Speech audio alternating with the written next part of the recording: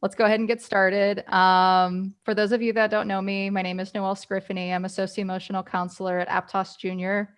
I'm also a licensed clinical social worker with their PPS in school social work.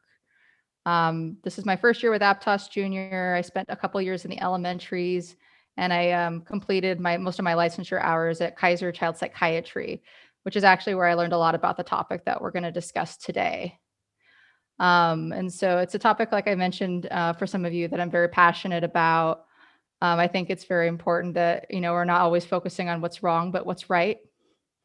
And since we have this great opportunity after a pandemic to start using some of these tools, why not start? And so I like this quote: when educating the minds of our youth, we must not forget to educate their hearts, that we view each student as a whole child, and not just the knowledge of academics, but the knowledge of other things that we need to succeed in this world. And so go ahead and get going. So as you guys probably already know, like socio-emotional counselors at the beginning of the year did a presentation that SEL is now part of the curriculum. How exciting, right? But I know that a lot of people have been, incorporating it for many years now. But just as a brief reminder, we often look at CASEL as far as like the model for SEL, socio-emotional learning, which is self-awareness, social awareness, relationship skills, responsible decision-making, self-management, and how that connects to all the different elements of our life, of a child's sphere, whether it's in the class, in the schools, at home, in their community. And so we are taking on also this, like, helping make a child a successful adult. But we have been doing it for quite some time, right? Conflict resolution is part of that, reflecting on motives and why certain characters do certain things. We are constantly incorporating it, but we may not be fully aware of it. But now it's part of it. So I just added, I'm gonna be honest with all of you, I just added this slide today.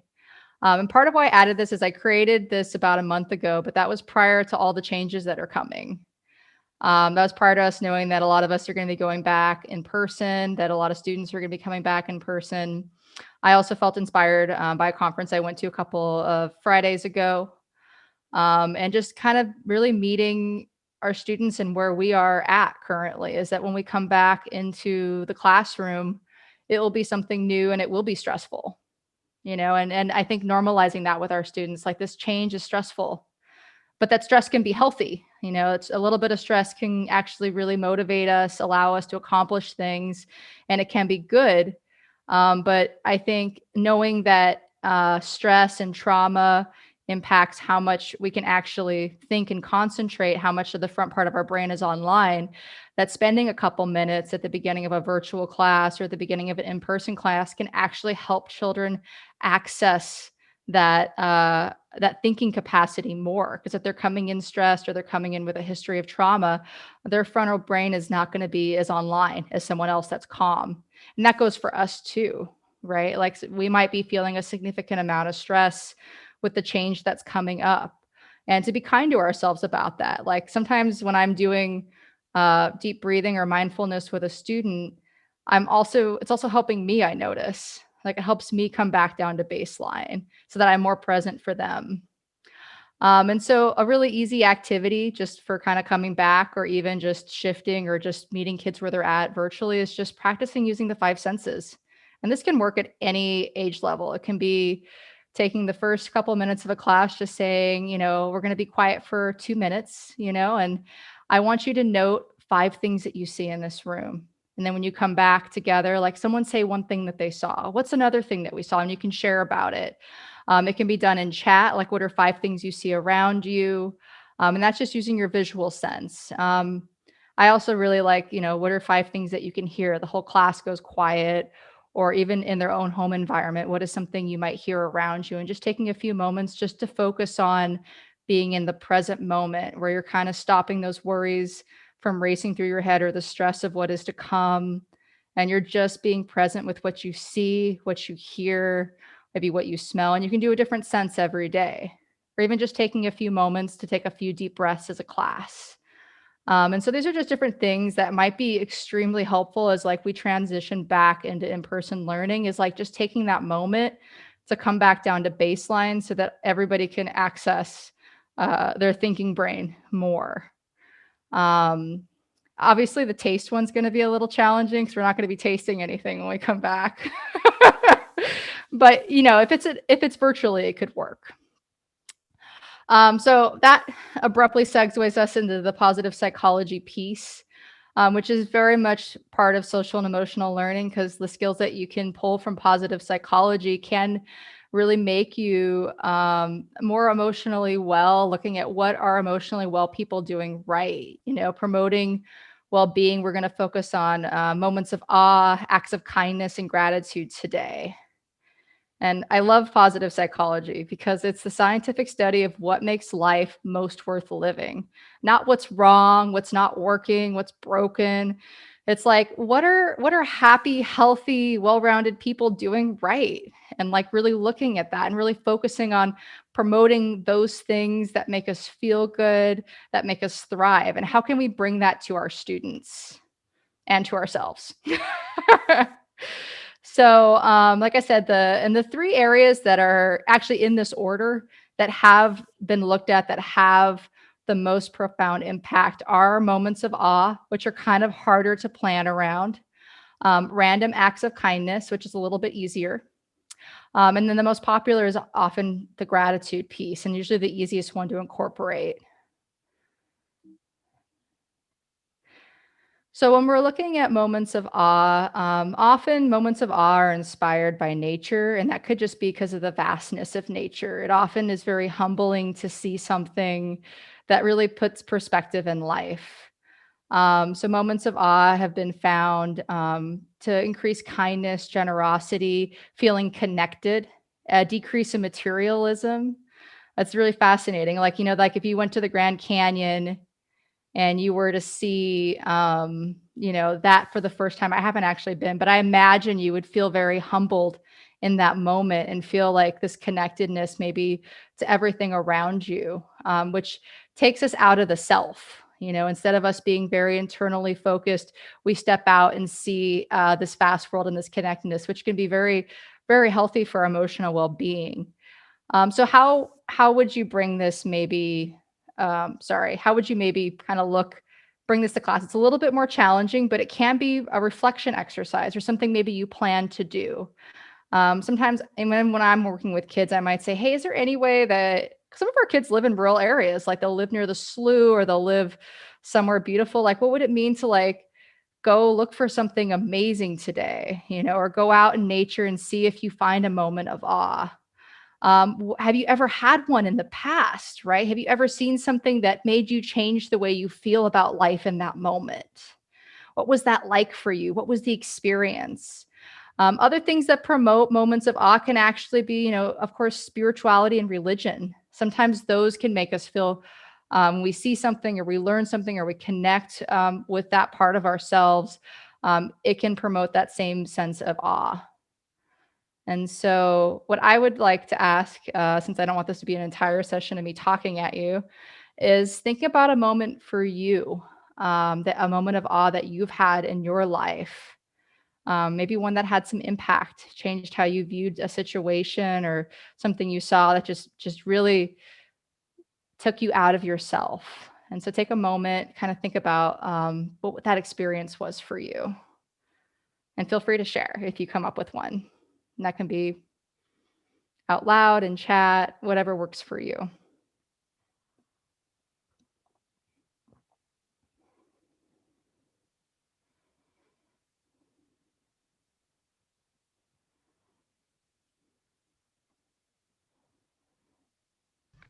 Noel, can you reinstate the question, please? Yeah, absolutely. So taking a moment to recall your own moment of awe. Like if you've ever had a moment of awe in your life, whether it was out in nature, through spirituality or religion. But if you've had that moment, and sharing maybe a little bit about what it was that you saw or what it was that inspired that moment of awe. Mm-hmm. I think for me, we're constantly driving back home to the Central Valley. So we drive up, I don't know my highways, but like through 152 around there.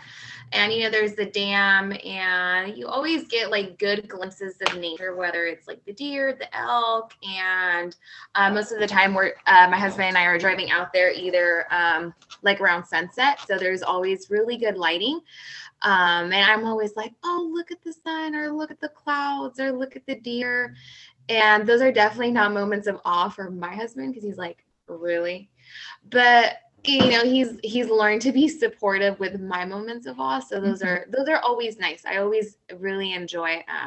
Right now the mountains are beautiful. They're just like a perfect pink. A pink. Oh my gosh, because I see this green pink. Green.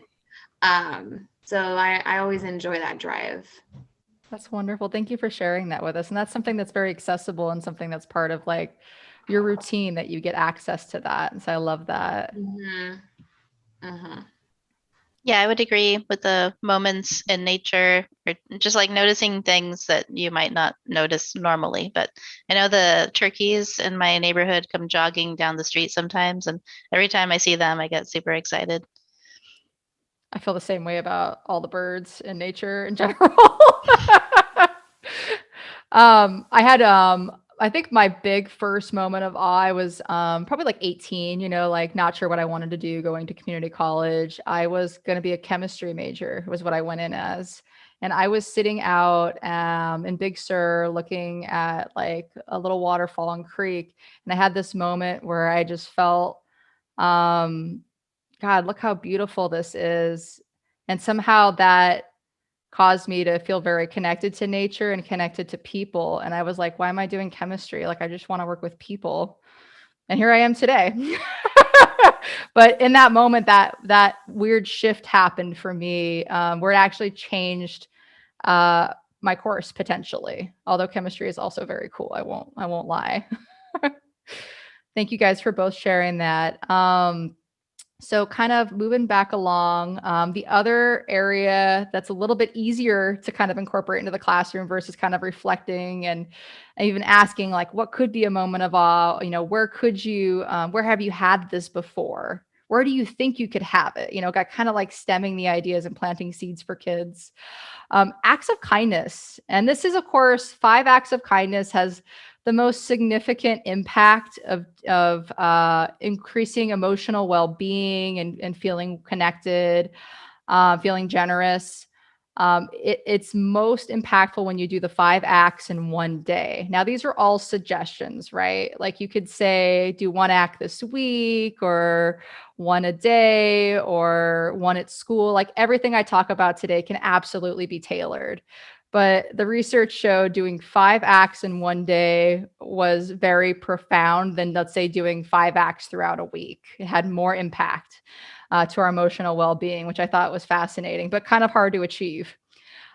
So it would be kind of like an assignment. You could say like, what are 5 things that you could do today? Or can you record 5 things that you're going to do this week, or 1 thing that you're going to do this week? And the whole point of a random act of kindness is we're doing it with the intent of nothing in return. And the person may not even know. Like it could even be as simple as me putting a quarter in someone's meter that's almost out, if that meter still takes change. But it could be something that no one knows about but you yourself. It may not be, you gain nothing out of it. It's just simply doing something for someone else. It doesn't matter how big or small they are, but that the intent is to do that random act of kindness. And so you kind of want to clarify that, obviously, with students. Like if you always like have to clean your room every day, doing it for your mom is not really a random act of kindness. And so I did kind of break down an example of like how someone might, like, let's say this is a journal entry or something that they record or we reflect on in class. And you modify by age group, but maybe someone decides to make breakfast for their family that morning, even if it's just pouring everyone a bowl of cereal.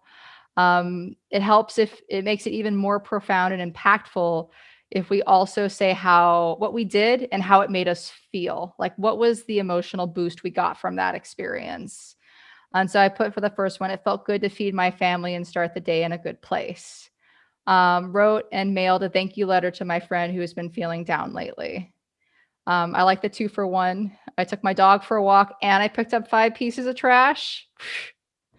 epic. Helped bring in groceries for my mom without her asking, offered to help my dad without him asking.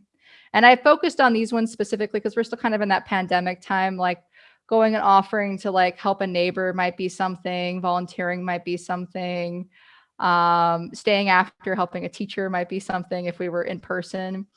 But like I said, it doesn't have to be 5 in a day, but this is just kind of like an example of what would have the highest impact, but pretty easy, really saying like, hey, this week, I want you to do a writing prompt on an act of kindness. My favorite, of course, gratitude. Probably the easiest one and something that we probably all have kind of incorporated at some point into our lives. I'm going to go ahead and share a quick video. And I might have to pull out my headphone piece. So let me know, Miss Islas, if you can hear this. And back in ancient Rome, the philosopher Cicero described gratitude as the mother of all virtues. This concept of being thankful has been stressed in religion and philosophy for a long time. Back in 1820, Scottish philosopher Thomas Browne defined gratitude as that delightful emotion of love to him who has conferred a kindness on us. But scientifically, gratitude doesn't qualify as a basic emotion like joy, sadness, or anger. There's no universal facial expression for it. As an emotion, gratitude is a little hard to define. Today, the Oxford Dictionary defines gratitude as the quality or condition of being thankful, the appreciation of an inclination to return kindness.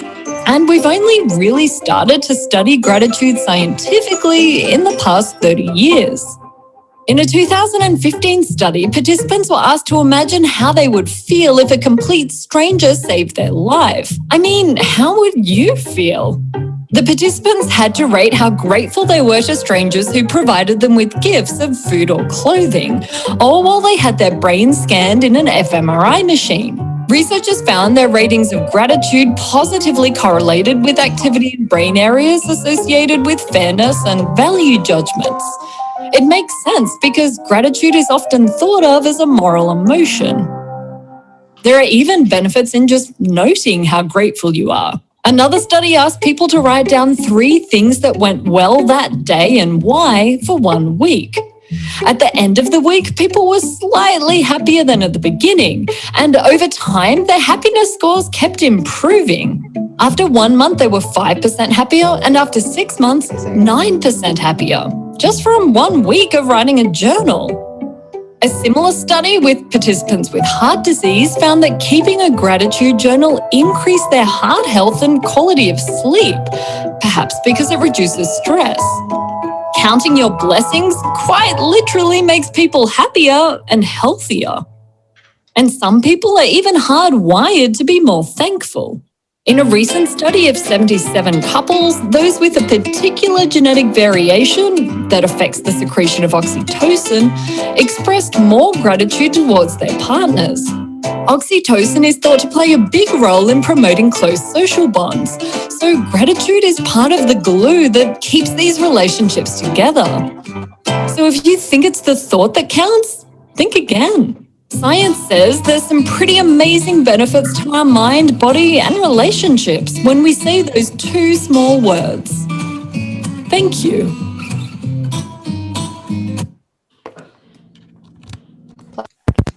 I actually think gratitude is a tool that I use the most in my work because I think it's the easiest one. And I often specifically use it with students that I feel like are struggling with hopelessness and depression. And I always like to preface to students when I'm teaching them about gratitude that as human beings, we always focus on the negative.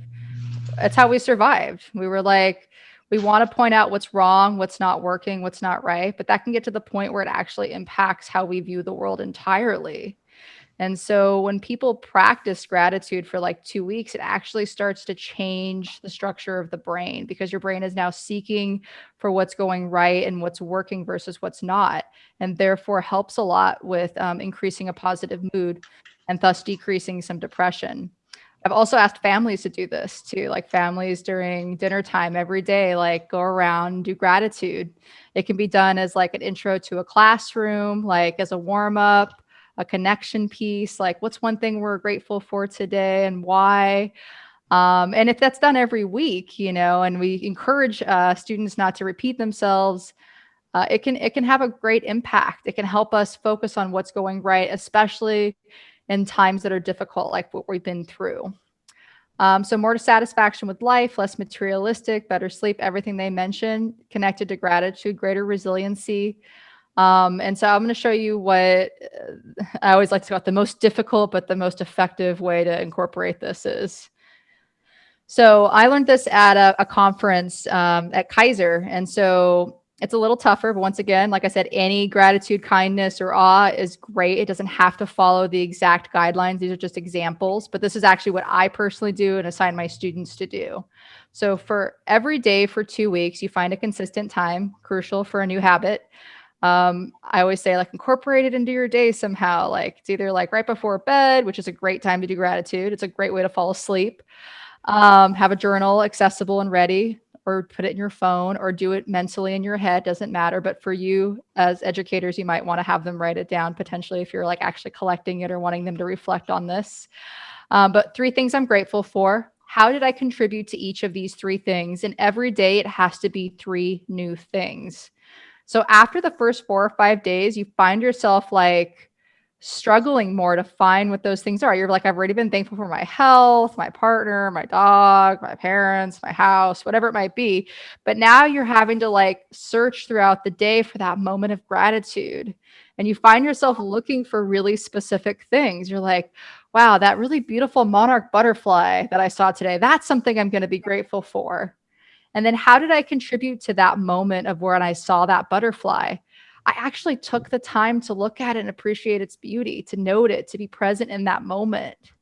I'd be the same with anything. Like if I said I was grateful for the sunset, or I was grateful for, you saw in the beginning, my fat black chicken little lady. She's always like in my gratitude because she's like a pet that I really love. But I took the time to have a cup of coffee with my chicken today, and that would be something how I contributed to that moment of gratitude.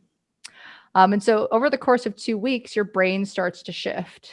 The wiring starts to shift because now you're searching for what's going right versus what's going wrong. So it can be a really easy thing to incorporate in. It can be a discussion point just anywhere throughout class in the beginning. It can be an assignment for homework, you name it. People can even like rate if their mood is improving, like be a scientist, like let's hypothesize, will this change my mood over the course of 2 weeks on a scale of 1 to 5? How am I feeling right now? 5 being great, 1 being horrible. And let's kind of check in again in 2 weeks and see if there's any change, or give yourself a rating each day. And so math can be incorporated. Is there an average? Like, it can be a lot of fun. At least that's how I feel about it. And so bringing us back around, there's cool ways you can also do it in the classroom. Like people will make like with the random acts of kindness, you can actually do random acts of kindness chain for each good thing you do. You can, connect pieces of paper together to make a chain. For my site, we did a gratitude tree. Every kid submitted 1 word, even though I had to go back and correct it. And you can create a whole cloud of the most popular things people are grateful for, which at my site was family, food, dog, mom, friends. Pretty typical junior high things. Mom comes up a lot though. And this was supposed to be a tree, but it looks a little bit more like an arrow, but very easy to do. It can be a virtual board. It could be a real board in real life when we come back. But a lot of ways you can really incorporate gratitude into something that's community-based too. So let's take another moment and kind of think about, in this moment today, what is one thing that you are grateful for? How did you make that moment of gratitude happen? And you can share in chat. If anyone wants to share out loud, they're welcome to, but just taking a moment to think about what's one thing that I'm truly grateful for today.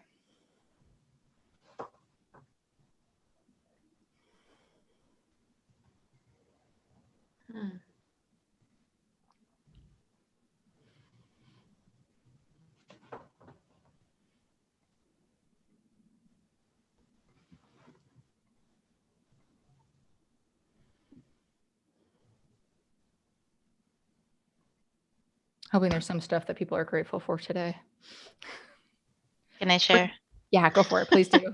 I was, I guess, grateful to be working from home because today was a nice day and I got to let my cats out and they were loving it. And it was, really nice doing something nice for them. That was a random act of kindness and gratitude, right? Yeah. That is nice. I'm also grateful for working at home. I'm going to miss that. But it's been nice to have it, though. Anybody else have anything they're feeling grateful for today? And that could be, let's see, the sun. I love that. I've been missing it. Sunshine is something to be very grateful for. Okay. Take another moment. If there's anybody else that wants to add one gratitude, feel free.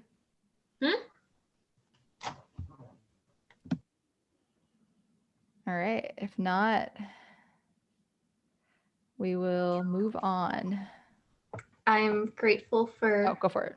sorry, I'm grateful for collaboration with my coworkers and having built the relationship with them so that we do feel comfortable and open when we share our ideas and collaborate together. How did you contribute to that out of curiosity? Not to push you, but I'm pushing you a little. I don't know. I think I can be like a pretty patient person. I mean, I am a middle school teacher, so That is patience amazing. is a big thing. And just keeping that like ultimate goal as a teacher is like helping students. So like, what can I do to work best with this other adult so that we can serve the students the best that we can? And just I keep love that. it. Also, I'm assuming your appreciation for a collaborative environment is part of it too. Yes. That's awesome. What school do you teach at? I teach at Alianza Charter School, Very cool. 7th and 8th grade science. Awesome. Hey, so hypothesis of improving mood could work. Yeah. It's also a challenge. Like, I don't think it will work, but if you try it, maybe. Yeah. Thank you for sharing that. So with that, that's kind of all that I have kind of out today. I'm open to questions. I have actually quite a few materials that I do Mindful Monday. Well, actually, now it's Thoughtful Thursdays because Mondays got shortened a little bit. So doing stuff through advisory became a little shorter.